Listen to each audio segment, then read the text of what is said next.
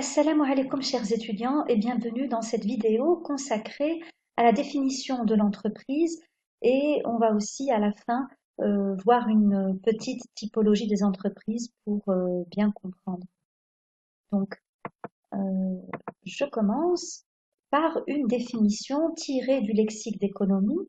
Donc l'entreprise d'un point de vue économique est considérée comme une unité économique autonome combinant divers facteurs de production pour la vente des biens et services et distribuant, bon ça a disparu ici, distribuant des revenus.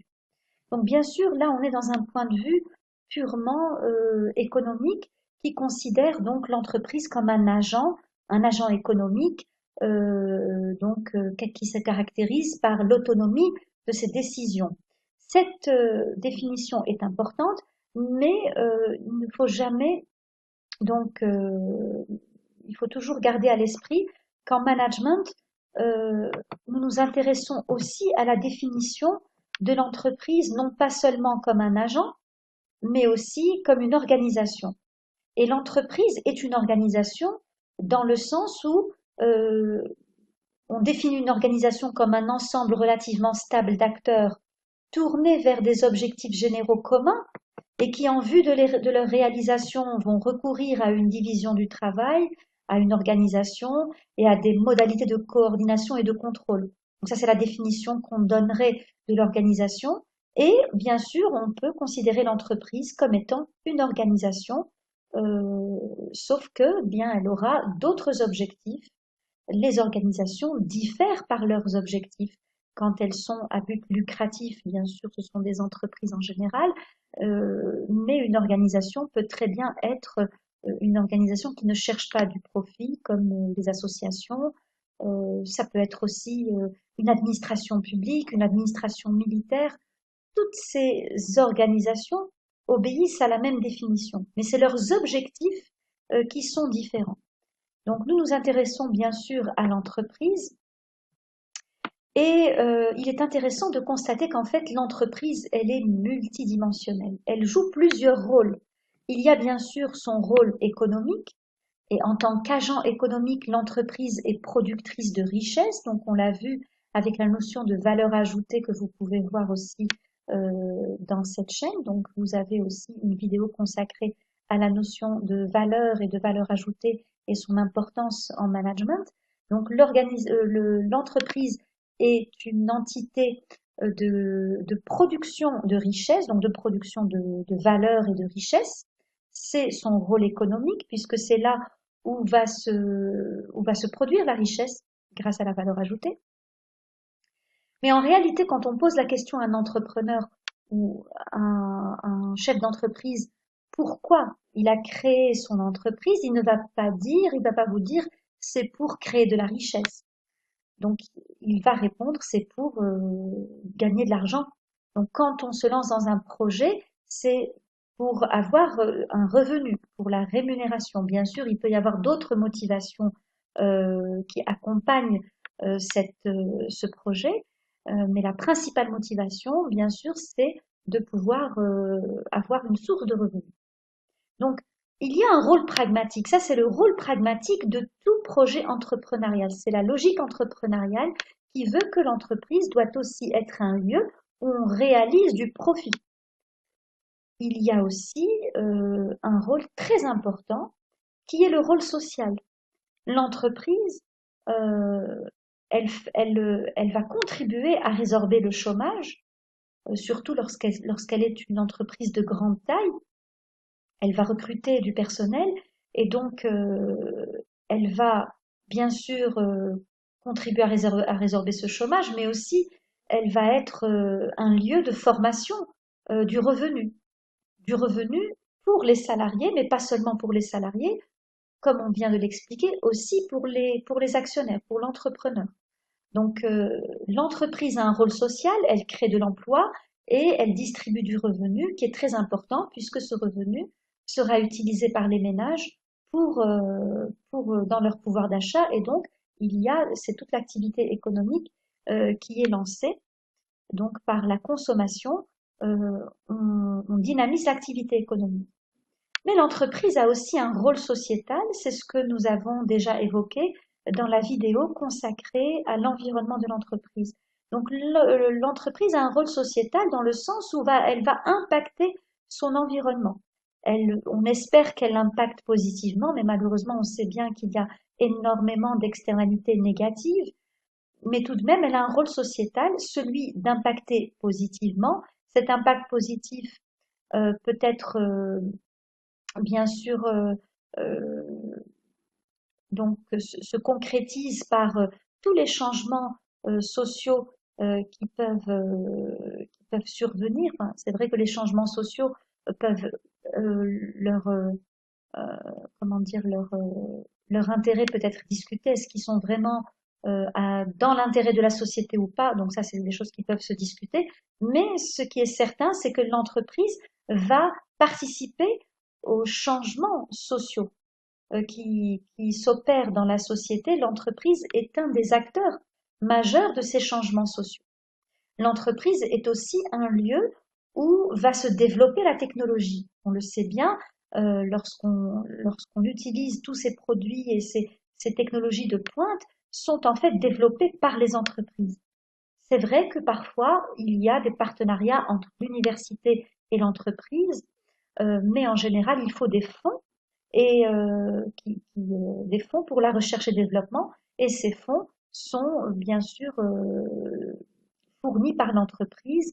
Donc l'entreprise investit dans la recherche et développement et c'est comme ça que les technologies évoluent. Donc l'entreprise est aussi un lieu où va se développer, un lieu d'innovation où va se développer la technologie. Enfin, on va aborder rapidement les différentes typologies des entreprises. Donc, comment est-ce qu'on peut distinguer les entreprises entre elles? Donc, pour cela, il faut retenir des critères. Le premier critère qu'il faut retenir, c'est le capital. Et on va se poser la question, à qui appartient le capital? Lorsque le capital appartient à des entreprises publiques, eh bien, ou plutôt, on va dire, lorsque le capital appartient à l'État, nous sommes en présence d'entreprises publiques. Alors, ces entreprises publiques peuvent avoir différentes formes juridiques. Bien sûr, elles peuvent être des sociétés anonymes, mais elles peuvent être aussi des offices. Et il y a d'autres formes juridiques que l'entreprise publique peut donc incarner. De même, lorsque le capital est entre les mains du secteur privé, donc de personnes privées, on parle d'entreprises privées, et là encore, ces entreprises privées ont le choix entre différentes formes juridiques qu'elles peuvent adopter pour leur fonctionnement. Et donc chaque forme juridique, donc je vous renvoie à votre cours de droit commercial. Donc vous allez étudier en droit commercial les différentes formes juridiques des entreprises et les avantages et les inconvénients de chacune d'entre elles. Donc l'entreprise choisira la forme qui convient le mieux à ses objectifs, à la nature de son activité. Le deuxième critère qu'on peut retenir pour classifier les entreprises, c'est le secteur dans lequel elles opèrent. Lorsque les entreprises opèrent dans le secteur, dans ce qu'on appelle donc le secteur secondaire, qui est le secteur de l'industrie, on parle d'entreprises industrielles.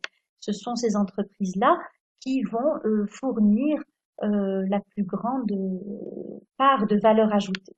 Donc, un pays, comme on l'a expliqué dans la vidéo consacrée à la valeur ajoutée, donc les pays qui ont euh, un secteur industriel très développé sont des pays qui seront en général beaucoup plus riches que ceux où l'économie est basée essentiellement sur le secteur primaire. Et donc le secteur primaire, c'est le secteur des entreprises agricoles, c'est le secteur agricole. Et donc ça, c'est la deuxième catégorie. Dans ce critère-là, on retient enfin la troisième catégorie d'entreprises qui se situe dans ce qu'on appelle donc le secteur tertiaire, qui est le secteur des services. Dans le secteur des services, il y a énormément d'entreprises. Bien sûr, il y a les entreprises commerciales. Donc, il faudrait peut-être que je rajoute entreprises commerciales et de services, d'accord, puisque toutes les entreprises du secteur tertiaire ne sont pas des entreprises commerciales. Il y a des entreprises commerciales, mais il y a aussi des entreprises de services. donc qui fournissent des services, donc le secteur bancaire, le secteur touristique, le secteur de l'éducation, euh, euh, et puis tout ce qu'on appelle le outsourcing, c'est-à-dire tous les services aux entreprises. Donc toutes ces activités-là font partie du secteur tertiaire. Et en fait, il faut signaler au passage que toutes les économies, presque toutes les économies du monde, ont tendance à, à virer vers le secteur tertiaire. On assiste à une tertiarisation de l'économie. De plus en plus d'entreprises vont être créées dans le secteur tertiaire, notamment à travers tout ce qui touche à l'informatique et aux services associés à l'informatique.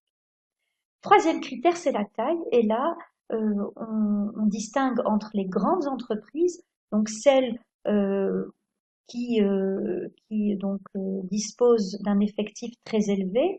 Donc, en général, on parle de plusieurs centaines d'employés. En fait, même la taille fait objet de débat. Quel est le critère sur lequel on doit se baser pour définir la taille de l'entreprise? Est-ce que c'est l'effectif? Est-ce que c'est le chiffre d'affaires? Donc là encore, il y a un débat, mais bon, on va retenir le critère de l'effectif dans cette vidéo. Donc, on dira que les grandes entreprises emploient plusieurs centaines de personnes.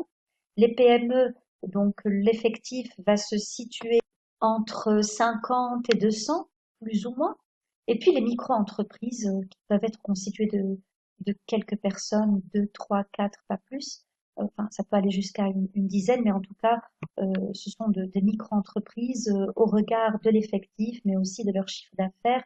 Et donc, l'objectif des micro-entreprises, en fait, ce n'est pas tant de, de participer à la richesse nationale, mais c'est beaucoup plus un rôle social, c'est-à-dire qu'elle permet de créer du revenu pour les personnes qui les gèrent. Les micro-entreprises sont très généralement des entreprises agricoles. Donc voilà pour cette typologie. Donc si vous avez des questions, vous les laissez en commentaire.